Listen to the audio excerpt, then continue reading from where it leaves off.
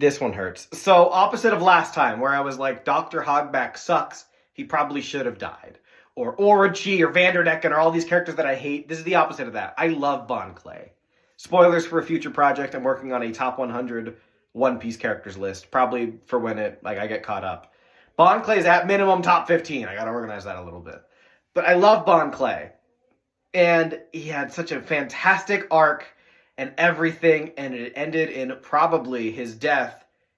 And then, oops, nope, not dead. And so I'm going to go into that. I'm going to go into why it sucks. Because Bon Clay was already fantastic in Alabasta. A great side character, a great antagonist for everything in there. Absolutely loved Bon Clay. Gets arrested. Years later, Impel Down, Luffy goes in and he's like, oh my god, it's Bon Clay. And Bon Clay gets like a redemption arc. Didn't need a redemption arc. He was already so cool. And then they give him a redemption arc, introduces Luffy to Ivankov, helps everyone get out. And then as they're escaping, Bon Clay sacrifices himself so that everyone can get out and Luffy can go on to Marineford. And then as he's standing there in front of Magellan, who has already killed Luffy, Luffy just walked it off. Magellan's like, hey, Bon Clay, I'm gonna fucking kill you. And as he goes in to kill him, Magellan, one of the most powerful characters in the show up until that point, according to the manga, according to some cover story, oops, nope, Bon Clay didn't die there. And like, look, the One Piece characters keep saying, we can't let the sacrifice be in vain. And they said that in an episode I watched today. They said it all the time. And this time, yeah, Bon Clay's sacrifice didn't go in vain. Luffy went on to Marineford. A bunch of people that are going to be important got out. 2 future emperors got out. And it's just the sacrifice was undone.